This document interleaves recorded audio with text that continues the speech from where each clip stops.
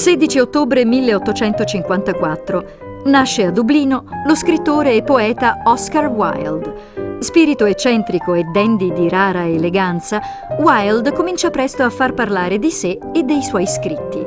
Nel 1884 sposa Constance Lloyd, ma è un matrimonio di facciata, visto che Wilde è omosessuale e vive la sua condizione con estremo disagio a causa della soffocante morale vittoriana vigente in Inghilterra. Nel 1884 pubblica il suo capolavoro, Il ritratto di Dorian Gray.